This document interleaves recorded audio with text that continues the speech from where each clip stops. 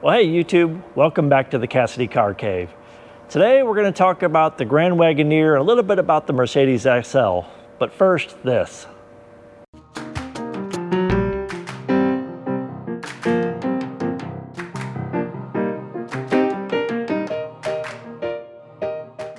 All right, welcome back. So for those of you that have been following along, you know I have a 1990 Jeep Grand Wagoneer, which is the Woody. Really cool vehicle. It is in really good shape. Mostly the mechanics on it are good. The engine, I had compression tested. It does well. We're going to change it over to fuel injection. So Edelbrock makes a kit for that we're going to buy and install there. But what we're going to work on today is the power steering pump. As you can tell, I'll swing around here. I've got it just about ready to go.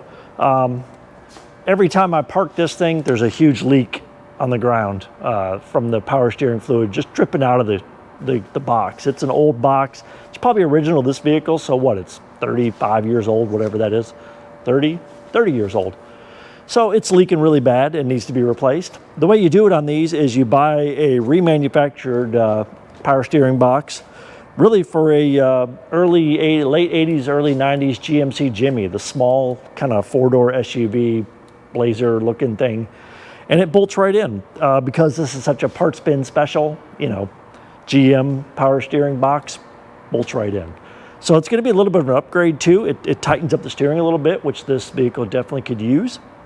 And so let's get started. I'm going to make two videos as we go through this. One just kind of updating, and then one a more detailed how-to on this. I know some people don't really care about what size bolt it uses, and I'll just fast forward to some of those parts on the update.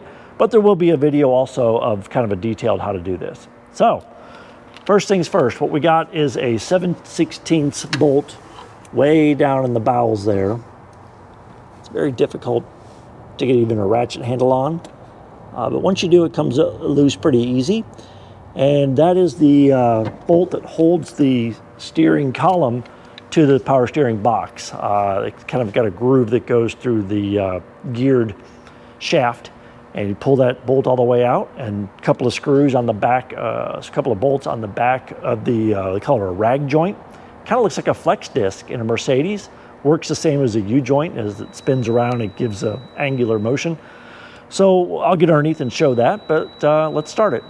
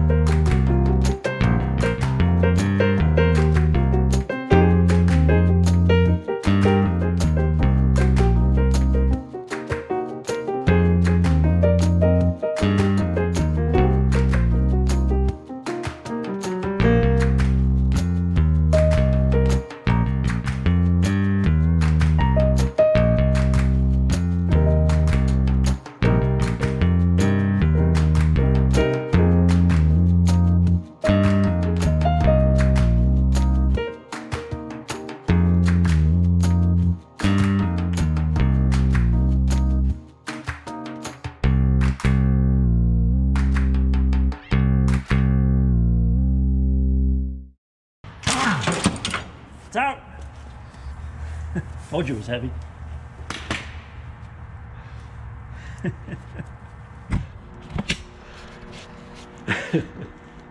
Okay.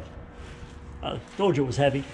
So here it is. This is the nightmare that I'm sure a professional mechanic could do this in 2 hours. But maybe I'll save you 20 minutes or an hour or something when you do it. Alrighty, so we're back over at the shop, and I've been through so many t-shirts, I'm now starting to hide them. Actually, it's just really cold over here today. It's about 39 degrees here in Nashville today, so it's cold out. I've got a heater, but I'm only going to be here a couple hours. No point in turning it on. We'll just wear some beefier clothes. So I picked up the new power steering pump for the Grand Wagoneer. I have 2 new lines for it and a tool that we're going to use to pull the old pulley off and put that old pulley back on the new pump. That's all right there. And then essentially with this new steering box, we will have a new power steering system on this Jeep. There, every part of it will be been replaced, because obviously, as we saw at the bottom of this steering gear comes the pitman arm. There's no rack in this vehicle, so everything that can be replaced on the power steering system will have been replaced. So let's pull this pulley off, put it on the new pump. We're going to put our fittings together, kind of get them loosely tight, and then decide how we want to tighten them up, whether we're going to go from up above or down below and tighten everything up first.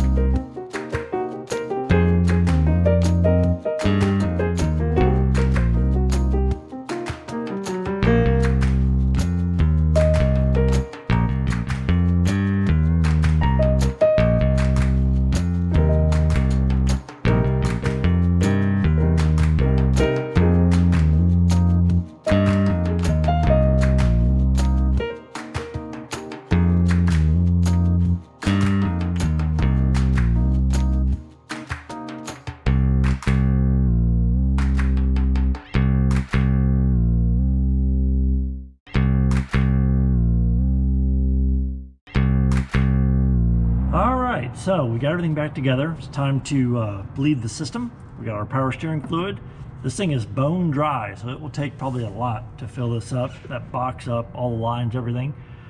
So we'll fill up our reservoir here, and the Jeep is up on jacks right now. We'll go and turn the wheel lock to lock a bunch of times, try to get some fluid in this thing first, and then we'll start it up.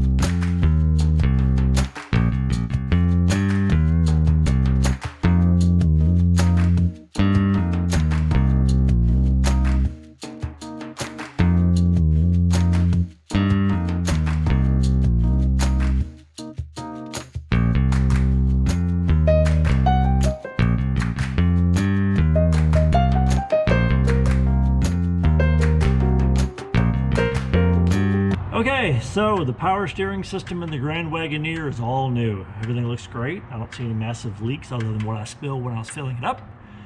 But this is cool. It's gotten all of its parts replaced, and you know, there's a lot more that needs done on this thing. I can't wait to redo this carburetor, take it off there and put the fuel injection system on it. You know, you saw just a couple of times when I was doing the power steering, it just stalls for no reason. I'm no good with carburetors, so I'm gonna just take it off, and hopefully we'll get a lot of drivability improvement with the fuel injection. So that'll be cool. That'll probably be the next thing I do on here. Still need to do the headliner, but for right now, I guess if I wanted to, I could drive this thing. I don't like the way it runs right now with the carburetor, but it's a great vehicle. Headliner still needs to be done. Give you a quick peek. I was trying to be careful with the gloves because everything's so clean in here. I didn't want to put a bunch of grease in here, so I got a little bit on the steering wheel, but I think we can clean that off. So the reason I was so excited to get this one done, not only because I want to drive this thing, is because this area where it is in the shop, this is where the new lift is going. So hopefully I get this backed out of here, park it across the way there, and we can start installing the lift. I'll make a quick video with that. It shouldn't be too much, you know, 7 concrete anchors on each side, run some hydraulic lines across the top, hook it up to the 220, and we should be good to go, right? Piece of cake. So thanks for watching. Thanks for checking in on the Grand Wagoneer. Look for more videos to come on this one. Thanks.